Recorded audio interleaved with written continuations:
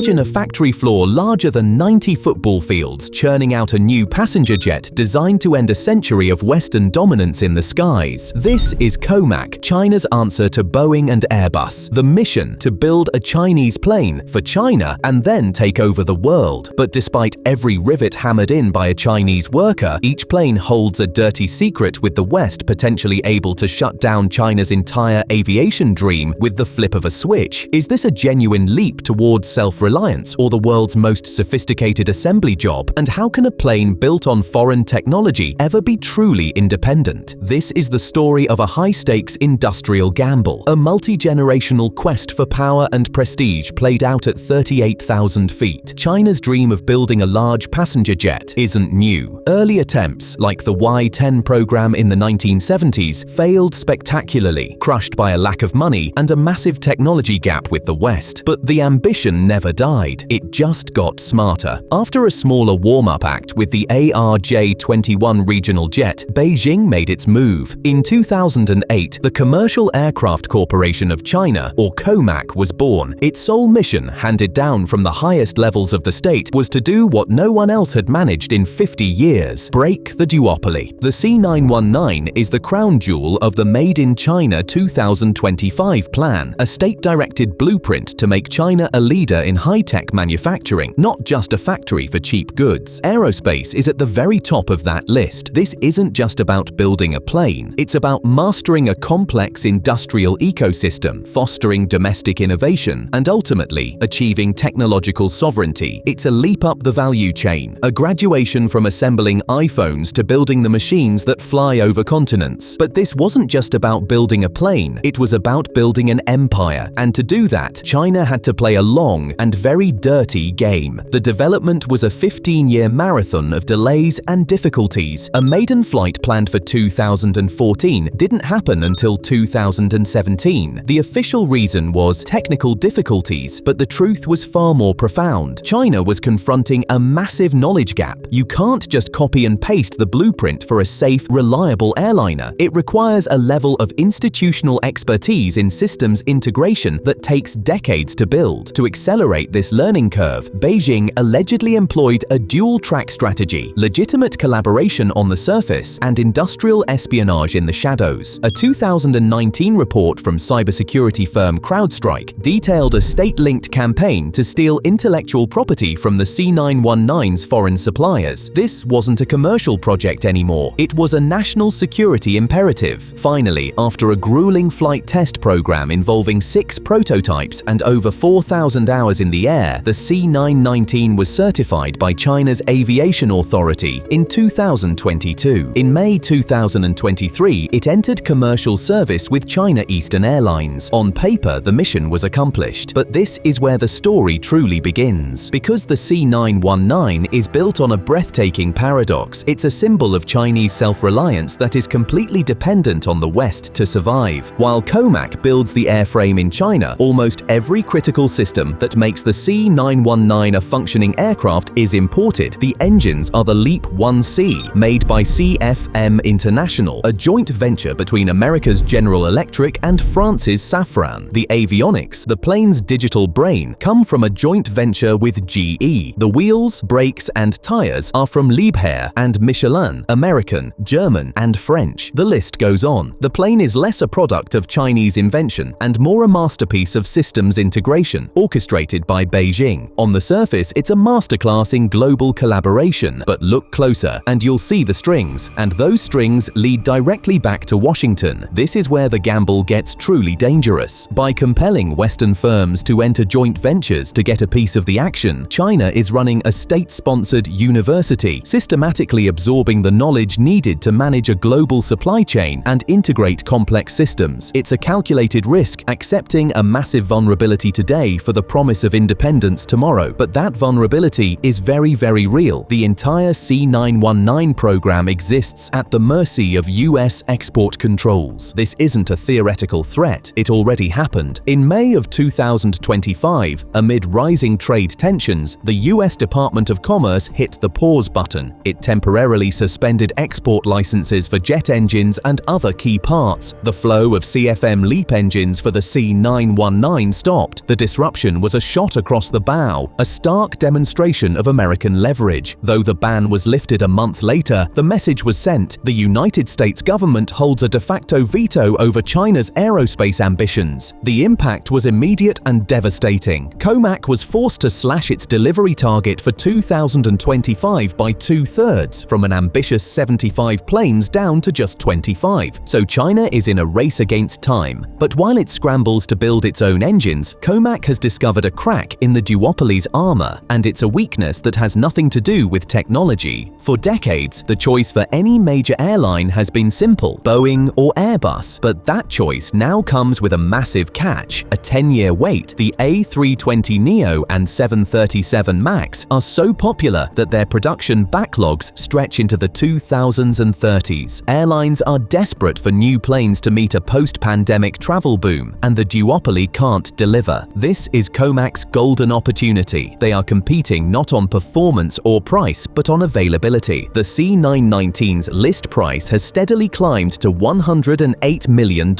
right in line with its competitors. COMAC isn't trying to be the cheap alternative. It's positioning itself as the available alternative. For an airline that needs capacity now, waiting a decade is not an option. COMAC can offer delivery slots in the near term, a proposition that is almost priceless in today's market, and they sweeten the deal with a geopolitical power move: state-backed financing. Supported by China's massive state-owned banks, COMAC can offer loans and leasing terms that Boeing and Airbus operating on a commercial basis simply can't match. It's a brilliant strategy. An aircraft purchase becomes a broader economic and strategic alignment with Beijing. It's a brilliant strategy. But selling a plane is one thing, getting the world to accept it is another. And this is where China is hitting a wall, a very big wall. While the C919 is certified to fly in China by the CAAC, that certification is worthless in most of the world. To fly in Europe or the United States, and by extension the world's most lucrative market, the C919 needs a stamp of approval from the European Union Aviation Safety Agency, EASA, or the US Federal Aviation Administration, FAA. That is the global gold standard, and it's a standard the C919 is nowhere near meeting. COMAC had optimistically hoped for EASA certification by 2025. That hope has been crushed. EASA's executive director has stated publicly that the process will take another 3 to 6 years. This pushes any potential entry into Western markets to the late 2020s or even the early 2030s. This Great Wall of certification is, whether intended or not, a powerful tool of industrial policy. The necessary and now heightened process of safety validation in a post-737 MAX world effectively shields the duopoly from a new competitor for the better part of a decade. Faced with this reality, China is pursuing a parallel strategy, creating its own sphere of influence. It's targeting nations in Southeast Asia, Africa, and Latin America, offering comprehensive deals for planes, maintenance, and training, all in an effort to get them to accept Chinese certification standards. This is the beginning of a bifurcated sky, one world flying under Western rules and an emerging one flying under Beijing's. It's a classic geopolitical pincer move, but even with a captive market and a few friendly buyers, the fundamental question remains: is the plane actually any good? A direct comparison is revealing. In its standard configuration, the C919 carries about 160 passengers and has a range of just over 4,000 kilometers. The Airbus A320neo and Boeing 737 MAX 8 both carry more passengers and fly significantly farther, around 6,500 kilometers. In fact, industry analysts conclude the C919's performance is more comparable to the previous generation of jets, the A320ceo and 737NG. It's not a technological leap forward, it's a step sideways, but even this is a strategic calculation. The C919 bears a striking resemblance to the Airbus A320 from its dimensions to its cockpit layout and fly-by-wire controls. This is deliberate. By mimicking the world's most popular aircraft, COMAC is lowering the switching costs for airlines. Pilots and mechanics familiar with the A320 can transition to the C919 far more easily and cheaply than to a completely novel design. The strategy isn't to be better, it's to be good enough, available now, and easy to adopt. It's a pragmatic, brutal, and potentially brilliant approach. The entire project is underwritten by a captive domestic market. The order book for over 1,000 planes is dominated by massive politically directed purchases from China's state-owned airlines, China Eastern, Air China, and China Southern, and a host of Chinese leasing companies. This isn't free market competition, it's state industrial policy. This guaranteed runway of orders allows COMAC to scale production and gain operational experience without the pressure of winning cutthroat international deals. The $70 billion gamble is now in motion. The